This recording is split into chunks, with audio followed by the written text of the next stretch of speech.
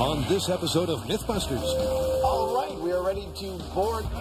It's all aboard for an aviation revolution. Whoa, in an orderly fashion. Adam and Jamie turn air travel upside down. Apparently it saves time. When they ask, is the standard back-to-front boarding system really the slowest? Buckle up, because it's going to get bumpy. Turbulence! Whoa! Then Harry, Grant, and Tori slug it out. Don't try this at home. We're what you call professionals. To get to the root of a dental ballistic mystery. Here you go. Tooth bullet.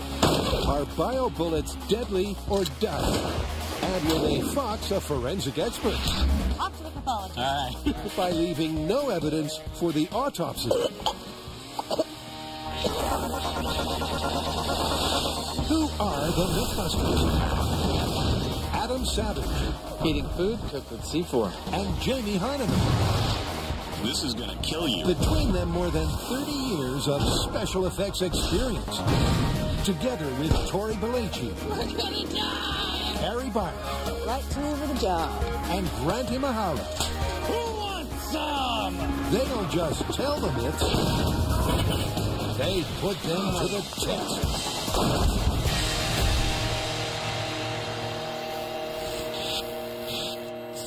First up, Adam and Jamie are tackling the nation's vexation with aviation. Pop quiz, Jamie. How do you board an airplane? I walk. No, not so specific. How do you and the other passengers get on an airplane? We walk. This is not a trick question. Just how do people board an airplane? In zones? Exactly. In zones specifically from back to front. And there's a myth going around that the standard way almost all airlines use to board their planes from back to front is in fact the slowest and least efficient way to get people onto an airplane. Well, that sounds like something we need to investigate. It's exactly what I was thinking. Last year, in the U.S. alone, almost 750 million passengers checked in, buckled up, and took off. Their number one complaint? The waiting around.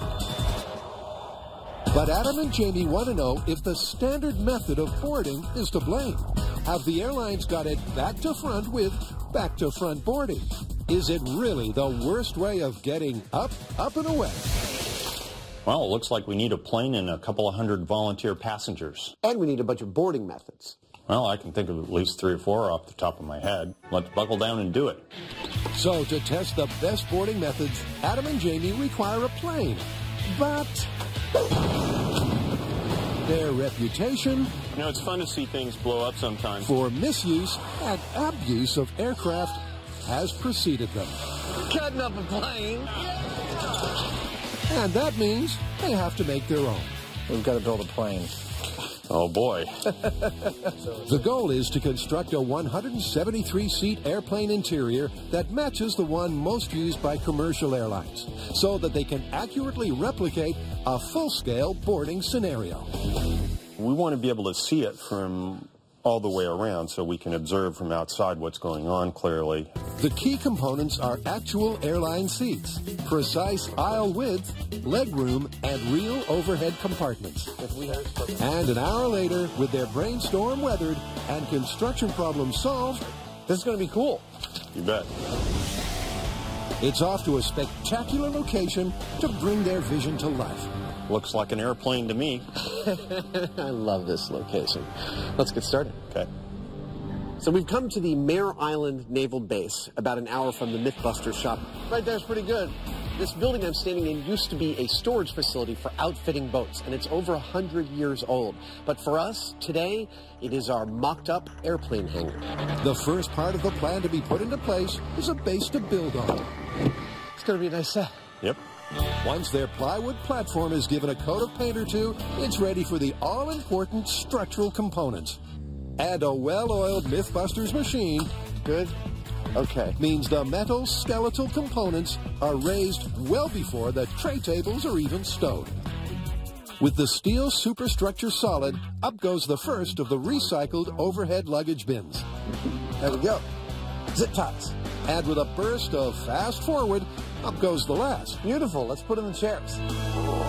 The seating, also recycled from a real plane by Interface Aviation, is brought in and secured. replicating the layout of an average mid-sized airliner. There we go. First class is in. Next, up goes the departure lounge with a curtained-off gangway and even a fake ticket scanner. It doesn't beep, but I can go like this. Boop. Thank you. Boop. Thank you. Boop. Thank you. Which means Mythbusters Air is ready for its maiden flight that won't leave the ground. Open wide, because next up is a tall tale of deadly dentistry. What's with that smile? We're testing a myth about teeth. Okay, go on. All right, remember when we tested Ice Bullet and how it was the perfect assassination tool because you could never trace the bullet? Oh, yeah, it was busted, but the idea was that the bullet would melt and there'd be no evidence. Yep, it's similar, except instead of an ice bullet, it's a tooth bullet. Now, the myth says it has enough mass for penetration and accuracy, but the best part is, once it hits its target, it breaks up into little fragments. Cool. It's an intriguing firearm fable with a ballistics bite. The team wants to know if you can make a viable bullet from a human tooth. Supposedly, dental projectiles are aerodynamically accurate. They have a lethal penetrating power, and they shatter on impact and can't be detected by even the foremost forensic pathologist. So the myth doesn't actually state what kind of ammunition the teeth are made into. So I say we test various guns. Great, and we'll put them through a series of challenges versus their regular bullet counterparts. And ultimately, we're going to need some human teeth. Okay. Oh, ooh, there's one, two. Harry? Got any more in there? Fortunately, we won't need any more of Tori's, Kids, make sure to brush your teeth. because Grant has a secret stash. These are actual human teeth that have been extracted that were given to us by a dentist. These are canines and molars. We're going to carve these up and hopefully fit them into bullet casings. Hi. Now, making a tooth into a bullet, we're faced with some really unique tooth anatomy because we really want this to be as hard as it can be. Now, the enamel is the hard part, but this is just the shell. Then you start getting into the dentin and the pulp. That's where it's going to get weaker and weaker. So we don't actually want to compromise the integrity of the tooth by grinding it down, but we also have to actually make these teeth fit into the shells. It's clearly going to be tricky, but the myth doesn't specify the gun and ammo. It simply states that a bullet made from a tooth will fool a pathologist. Smells like the dentist. So the team will test three options. Tori will re-engineer a shotgun shell with teeth instead of lead shot. I can't wait to sink my teeth into this myth. Grant will add a little bite to a rifle round, and Carrie will modify a handgun round with a molar. Okay, so I'm pulling the 38 bullets out of the cartridges, replacing the powder, and then replacing the bullets with a tooth. I'm using a small silicone bead to seat it and to seal the top of the bullet. Carrie thinks retaining as much hard enamel as possible is crucial, so she's decided not to shape her handgun bullets. The downside will be with accuracy. I'm really skeptical that this is going to work. Why? For one, I think we have an aerodynamics problem. I think it's going to not get anywhere near the target. That is, if it actually survives coming out of the barrel. That being said, if it does, I think this would really hurt if it hit ya. Meanwhile, Grant has a different strategy. He thinks shaping the teeth for maximum aerodynamic accuracy is essential. When it's done, it's going to look something like that. Tori, on the other hand, has it slightly easier. Me, I don't have to modify my teeth. Why? Because I'm going to be using a shotgun shell. Now, this is a cross-section of a shotgun shell. What we have here is our charge. This is our plug, and this is our shot. Now, once this sets off, the pressure builds up, it pushes the plug, sending the shot towards the target. You know what time it is? It's 2:30. All I need to do is replace the shot with teeth and take my shot. Back over with Grant, There you go. Tooth bullet. and he's got his rifle rounds ready to roll. He's also got a plan B. B for bone. Okay, so what I needed was the biggest bone we could find that was readily available, and this cow femur was left over from a butcher shop. Let's see if I can get a bullet out of it. Of course, the myth is about teeth, Oh, we have juices! but Grant is going with the spirit of the myth. And that's a bullet made of biological material that will disintegrate on impact. And the benefit of bone is that it can be shaped more effectively than the teeth for a more aerodynamic result. A masterpiece is complete. So I'm done with my 38 very special bullets, but the teeth don't have the same mass as the original bullets, so they're not going to have the same destructive force. They also aren't symmetrical, so I have a feeling accuracy is going to be a serious issue. Still, they're teeth bullets. It's cool. Coming up on Mythbusters, things get a little bumpy for our volunteer boarders. And You guys ready to bite the bullet? Carrie, Grant, and Tori hit the gun range. Going hot.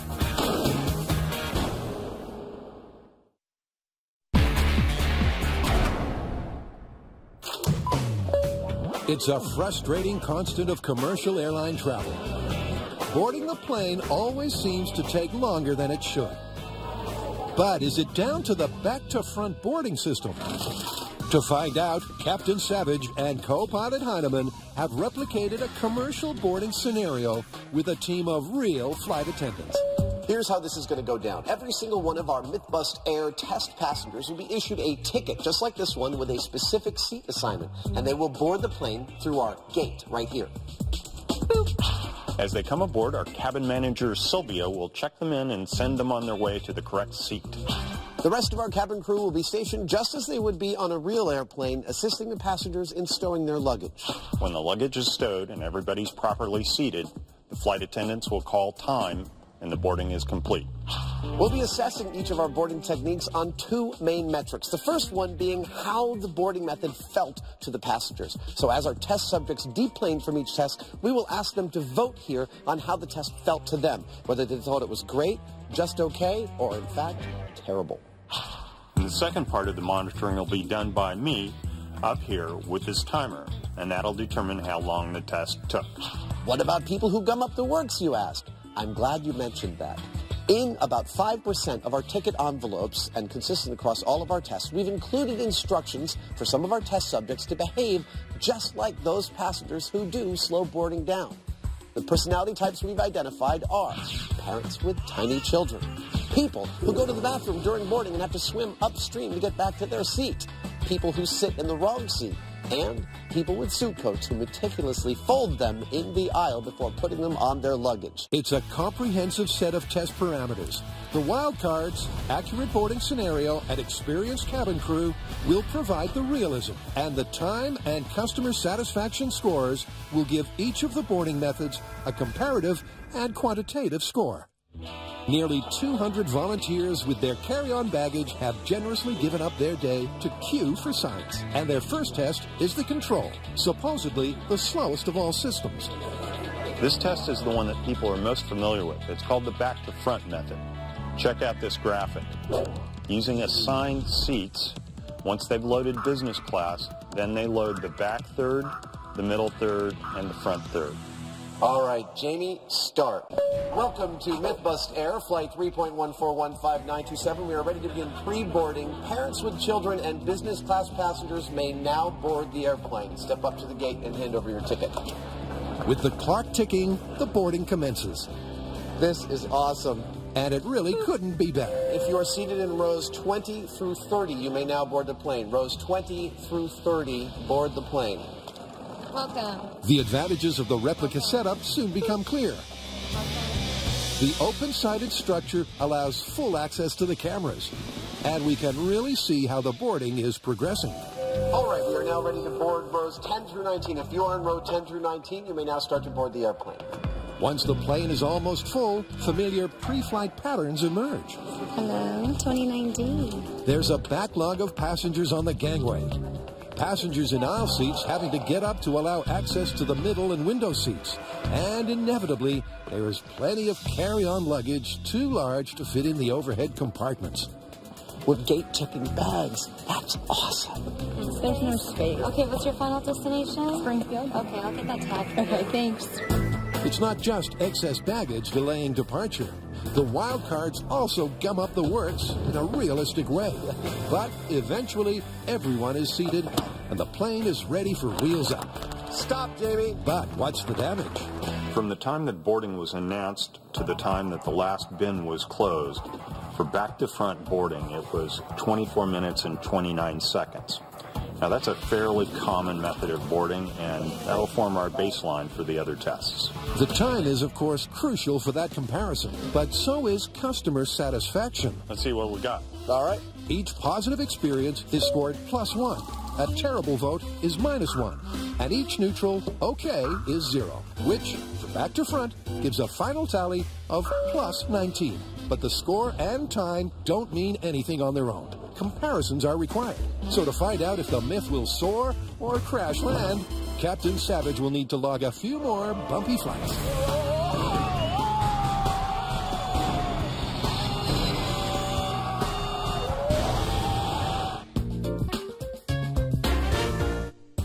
Carrie, Grant, and Tori are testing the Myth, Bite the Bullet.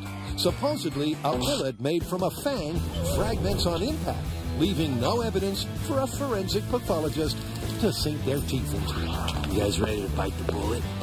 But before they take on the medical examiner, they want to know, will their bullets even work? Will they have lethal penetration and aerodynamic accuracy? For our accuracy test, we're going to be at a common standoff distance. Now we're going to fire our revolver, our shotgun, and our .308 rifle. And our targets, we're going to shoot at ourselves in an alternative universe where the dentistry is questionable. Do my teeth really look like that? This is a .357 Magnum revolver. We're going to be firing 38 special rounds, giving us a muzzle velocity of approximately 800 feet per second. Going hot? Now the plan for our accuracy test is to fire off 3 lead bullets in a row. Oh, nice. That's a really tight group. And then fire off our tooth bullet and see how far that is from the cluster. All right, here we go. In 3, 2, 1, fire. Swing and a miss. Yeah. The poor aerodynamics meant that from just 21 feet, it missed by quite a distance. So the handgun has fallen at the first hurdle. But what's next? What I have here is a 12-gauge pump shotgun. It fires rounds at 1,200 feet per second. Going hot! Now, unlike the pistol or the rifle, it's not a pinpoint accurate weapon. It hits an area. So, in order for us to call our teeth shot accurate, it has to hit the same area as our buckshot. Look at that. Shot him in the nostril. That's a good group. That's about a 10-inch group right there. That's the benchmark. Let's see what the teeth-filled shell can do. Here we go. Eyes and ears and teeth. 3, 2, 1. Let's see how close they got to the buckshot. Not bad, not bad. You know what? I think we have to give it to the teeth because they hit in the same area as the buckshot. That's a success. In a weapon designed to fire its shot over a short distance, the teeth more or less match the real thing. And that means, unlike the handgun, the shotgun has qualified for the next stage. But before that, it's Grant and the big gun. We're going to be firing a .308 round out of this rifle at a standard distance of 25 yards. Then we're going to load up the tooth bullet and see how close we can come to that target. Tooth bullet in the rifle in 3, 2, 1. With over 10 times the power of the handgun, the extra powder in the round destroyed the tooth bullet before it even left the rifle's barrel, which is the scenario Grant feared when he came up with his plan B. See this? This is my secret weapon. His bullet made of bone. Bone bullet in the rifle. And what do you know? It's slightly off the original, but it's in the ballpark. We hit it. Hey, that's actually not bad for this range. So far, this Myth is looking pretty good. Fire. Now, we didn't have much accuracy with the pistol and the tooth bullet. But with the shotgun and the teeth shot and the bone bullet with the rifle, we had very good accuracy. So we can say that this is a viable ammunition. But it's time to see how well they penetrate once they hit their target. Next on Mythbusters, Adam gets carried away with his position of power. I feel that this loudspeaker makes me virile and more powerful. And Carrie has yet another awful, awful experience. You got a lot of heart, kid.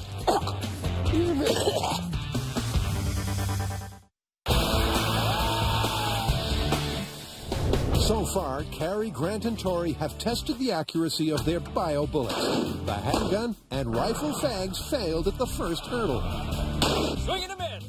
But the shotgun shell and bone bullet were a success. Not bad, not bad. The next question to be faced is, will they penetrate with a lethal impact?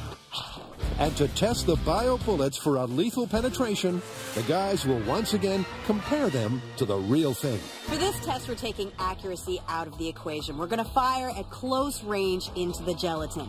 Now, we know that the actual bullets are going to do more damage. Physics tells us they have more mass, they have more power. But the question is, can these crazy bullets actually do enough damage to make them a viable round? First up is the 12-gauge shotgun with a standard shell. All right, here we go. In 3, 2, 1. It looked like it passed right through it. I saw it hit the back of the burner. It jumped. With a muzzle velocity of 1,800 feet per second, the spray of buckshot sure packs a penetrative punch. Exit, exit, exit, exit. They all came all the way through. I love the shotgun. Let's see what the teeth can do. All right. I'm really looking forward to the teeth shot. I have a lot of confidence in this one. I feel like just putting in the teeth shot, firing that shotgun, is going to be destructive. The question is, will they match the real thing, or at least punch a lethal 4-inch hole? Here we go. In 3, 2, 1. A close inspection reveals that not only did it not match the real round and penetrate clean through, but it also failed to beat the 4-inch benchmark. 1.5 inches. All right, so even at close range, this is not an effective assassination round. Yeah, I mean, the regular buckshot passed all the way through the ballistic shell. This only went in a couple inches. The team decides that while it may not be lethal, it would certainly cause severe injury. And that's good enough to take it on to the next round. Just barely. Okay, so the shotgun didn't give us that 4-inch lethal penetration that we were looking for. But after looking at the high speed, we're going to give it the benefit of the doubt, because it did give us 6 to 7 hits that penetrated 2 inches. Now, combining that trauma, the victim could potentially be sent to the pathologist's slab. So the shotgun squeaked past the penetration test by the skin of its teeth. And it's time to up the ante. The massive muzzle velocity of 2,800 feet per second might pack the punch required. And it's no surprise when the control round blasts clean through the gel target. Well, then I think I might have done a backflip. Remember, Grant's bone bullet doesn't have to match that devastating level of destruction, because the projectile just has to penetrate to 4 inches to be deemed lethal. Here we go in 3, 2, 1. All right, let's see how far it went in. Oh, no. It wasn't that far. That is not a lethal shot at all. At just 2 inches, it's another non-lethal shot. But Tori isn't surprised, because even their biggest bio bullet has a weight problem. So we just took the shot, and it did not go that far into the ballistic gel. But that's not a big surprise, because as we know, kinetic energy is 1/2 times mass times velocity squared. Now, since we don't have the mass or the velocity, we don't have the energy for that tooth to penetrate that deep. But all is not lost, because back at the shop, the guys are beefing up their bone bullet. The science says that bigger is better. So with a supersized bone slug, will they finally get the penetration this myth needs? Now, I made the bone bullet much larger. This is going to give us more mass for more penetration power. Hopefully, this will give us a lethal shot. And outside in the bulletproof bunker, the proof will be in a fresh ballistics gel pudding. In 3, 2, 1, fire. In real time, there seems to be more gel jiggling. But there's only one measure that counts. Hey, look at that! We have bone fragments 6 inches deep. Yep, the extra mass made all the difference. Dude, this is a success. All right, next step we got to do is test it on our human analog. All right. So, both the shotgun and now the rifle have passed the accuracy and penetration tests. And that means, next up, can the team get away with murder?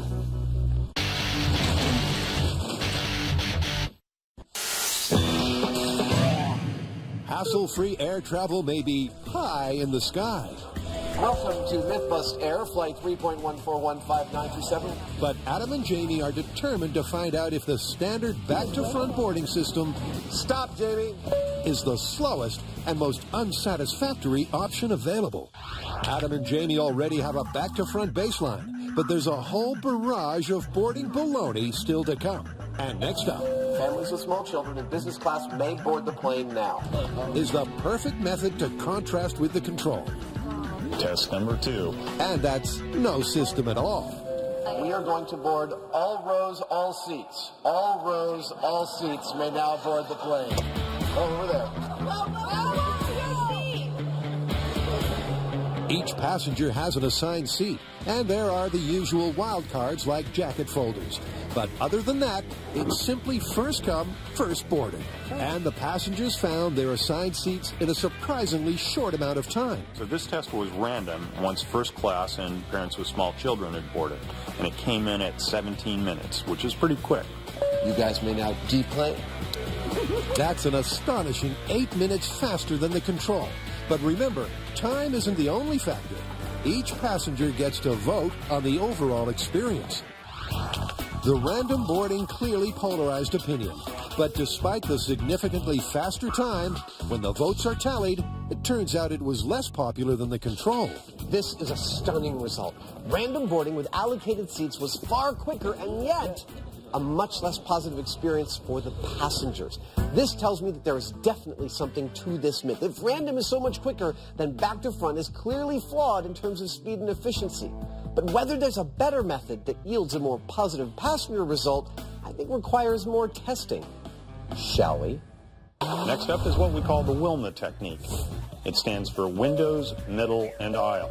Once you've boarded business class, then you load those with window seats, then the middle seats, and then the aisle. Seems pretty logical to me. Okay, we are now going to board people seated at window seats. If your ticket has a letter A or a letter F on it, you may board. All rows with letters A or F. I was a little nervous about how that was going to work out, but it seems like everyone's getting it pretty clearly.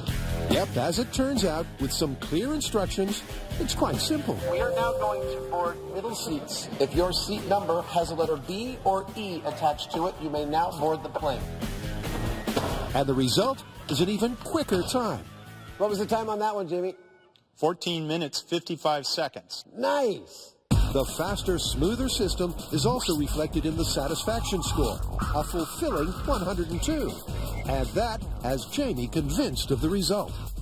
Wilma is significantly faster and 5 times better in terms of customer satisfaction than the control. For me, that means the myth is confirmed right here. The method in use by the vast majority of airlines is simply not the best available. What we have to determine now is what is exactly the best method. Well, the straight windows middle aisle or Wilma boarding worked pretty fast, but there's apparently a Wilma method that's even more sophisticated. It breaks it out into windows middle aisle in separate blocks, and it is going to tax all my faculties of being a clear announcer of who gets seated when. They're going to be seated in 10 separate blocks. 1, 2, 3, 4, 5, 6, 7, 8, 9, and 10. Makes me tired just looking at it. All right, Jamie, you can start the timer. Once again, Adam ushers on business class and families, and then it gets complicated. The first group to board, rows 22 through 30, but only the window seats. Seats A or F may now board the plane. Despite the complexity, Adam rises to the occasion. I feel that this loudspeaker makes me virile and more powerful. And it all goes swimmingly. And with another fast time under their seatbelts, That's time. this myth is really taking off. I fly a heck of a lot, and I'm pretty sure that every plane I've ever gotten on has boarded the passengers in the back-to-front zone system. And we're not done testing, but we've already determined that the back-to-front zone system is pretty terrible compared to almost everything else. So far for our Bite the Bullet myth, we have tested accuracy and penetration. Now it's time to test deception. Now the way we're going to do that is we're going to fire our bone and our teeth bullets into a human analog, basically a pig. Then what we're going to do is have a forensic pathologist take a look at the evidence and see if he can detect the lethal projectile. Now, unfortunately, butchers are not allowed to give us pigs with their innards intact, so we are going to have to fill up the chest cavity with our own organs. You got a lot of heart, Carrie. Oh, jeez. So basically, Carrie and I are going to be playing doctor. Frankenstein, that is. All right, we're done. See? It wasn't that bad. No, that was pretty bad. Carrie managed to hang on to her lunch, It's juicing. which means it's back down to the gun range Today's show is sponsored by the letter A. for a little shoot and tell. All right, who ordered the human analog? All right, so our human analog's in place, and we're going to shoot at close range directly into the sternum with our top 2 ammunition, which is the teeth shot and the bone bullet. Now, the idea here is that when a pathologist is examining the victim, there'll just be shattered bone everywhere, and there won't be direct traceable evidence like you might see with a lead bullet. All right, we're going hot. And first up versus human analog number 1 is the supersized bone bullet. Here we go. In 3, 2, 1. Cool. Ah, we got a hit and we got penetration. Off to the pathologist. All right. So the bone bullet did exactly what we wanted it to. We've got great penetration, high accuracy. This black dot right here is where I was aiming, and I can see inside that there are bone fragments. So it's looking really good for the myth right now. But we won't know for sure until we get to the doctor. And until then, it's time to take him down and put him on ice. So while target number 1 is chilling out, awaiting an examination by our medical examiner, cue target 2 and a shotgun shell with bite. All right, teeth shot. We're hot. So if the teeth bullet is going to be plausible, it's going to be right here. 3, 2, 1. Yeah. That looks great. I am shocked by this result, especially after we shot into the ballistics gel. I mean, we were only getting about 2 inches of penetration, which didn't seem like a lethal shot. But after we fired into our human analog, I mean, this looks like a lethal shot. It punched through the skin, into the organs, and the best part is it actually went through the rib cage. Now the big test is, will the pathologist be able to identify what did this damage? Right now, this myth is looking very good. For this test, we've set everything up exactly like it would be on a real airplane, from the dimensions of the plane to using real seats. And given the fact that stowing luggage and hand luggage is a very time-consuming part of that process, we're using genuine overhead bins. We strive for accuracy in all of our tests. That's why in setting this up,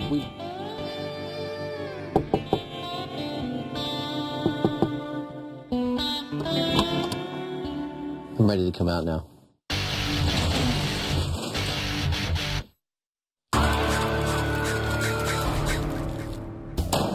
Carrie, Grant, and Tori are playing with guns and ammo. Yeah. They've been trying to find out if bio-bullets made of teeth and bone would be accurate, lethal, and fool a forensic scientist. Take it to the pathologist. All right. Cue expert medical examiner Dr. Melanie and her oscillating saw. Her challenge? Well, the team has brought home the bacon in body bags. And without knowing the cause of the injuries, she has to autopsy the 2 victims. First up, the bone bullet. So I'm just looking to see if there are any signs of injury to the animal. And what I see is that a wound over here, but it looks like a sharp force injury, like from a knife. It doesn't look like from a gunshot wound. For the myth to be confirmed, traceable evidence will elude the doc, and she won't be able to work out what punched a hole in Porky here. So I'm just reflecting this backwards to see where this injury is going and how deep it's going. The doc follows the injury through the skin and muscle in the chest wall, getting a picture of the force and trajectory of the trauma that caused it. If you hold the evidence, which I've recovered from the injured organs, side by side next to the cut rib, you'll notice that they're different in appearance. It doesn't appear to be like either like the bone, which has a marrow, or like the cartilage that it went through. So you're saying whatever that is not part of this pig? It's not part of this pig. This is a foreign object that was introduced into this pig. She's good. She's very good. She is good. She's really good. Nothing getting by you. With some patience, skill, and experience, Dr. Melanik recovers all of the foreign objects from the injury and soon has the answer to this porcine puzzle. All right, so doctor, after all of this, what are your findings? Inside the body, I saw damage to the organs that is consistent with gunshot injury, and then I found the pieces that we put together in the shape of a bullet. All right, so our technique of using a bone bullet to disguise the cause of death is not going to fool you. No. All right, well, we're not finished. We got one more technique to see if we can fool you. Okay. Now, our forensic pathologist is examining for the teeth shot. On the one hand, it could be more crushed up, less evidence. But on the other, it could be more foreign. I see an entrance wound with scalloped edges, like a cookie cutter or flower. And then I see some satellite wounds, which have particulate material that look like, not like shot, but like tooth or bone. I think that this is most consistent with a shotgun wound. Once again, the doc has it all worked out. First, that it's a wound from a shotgun. Second, that the pellets were not BBs, but teeth. And finally, even if the wound had been near the mouth, just like the bone fragments, the doc would easily have detected the foreign material. You can't fool the forensic pathologist. This one's busted. Definitely busted. Totally busted. Thank you so much for your help. It's a definitive result. The slugs may have been moderately accurate and barely lethal. Yeah, that's a really tight group. But the crucial criterion was, could they fool the pathologist? And on that, they failed, meaning this myth is busted.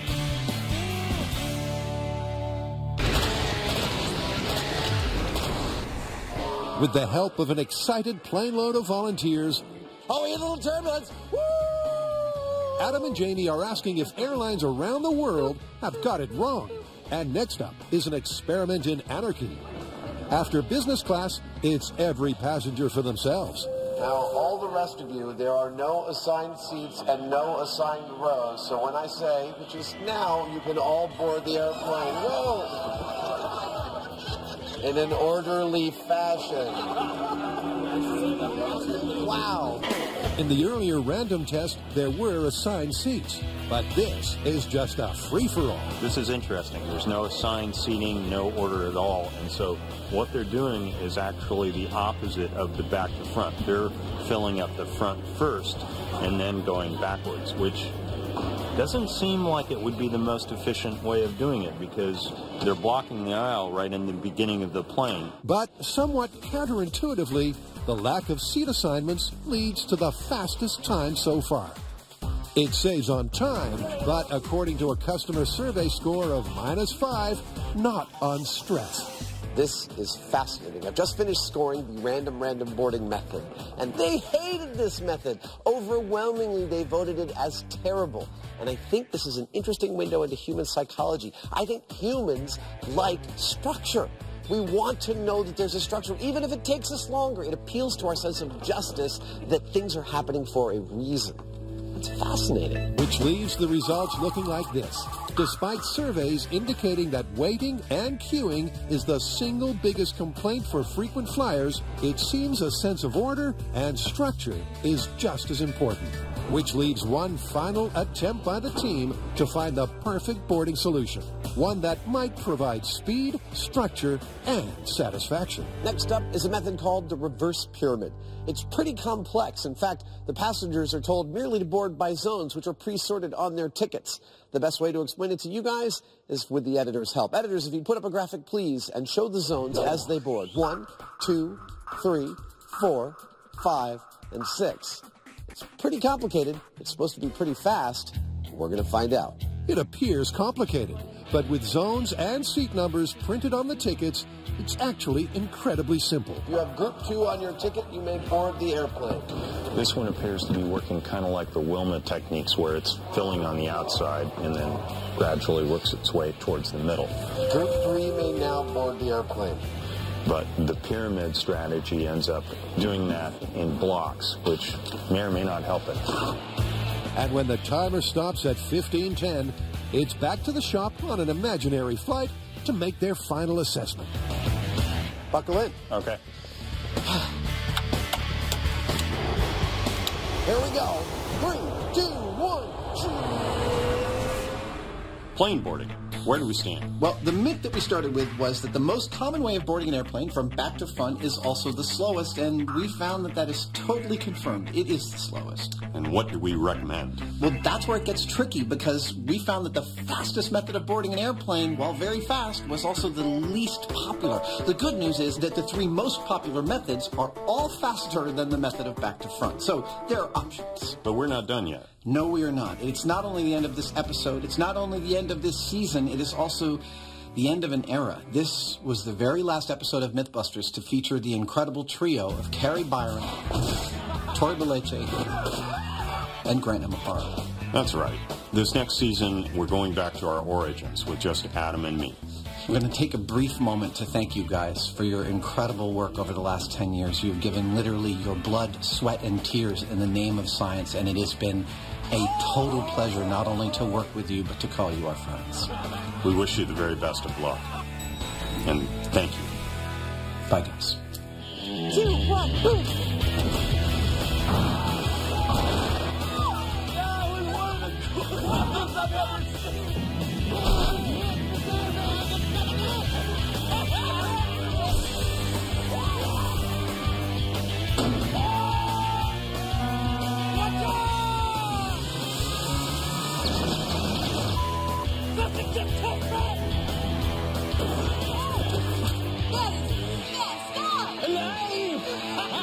Say hello to our little friend. Let's do it.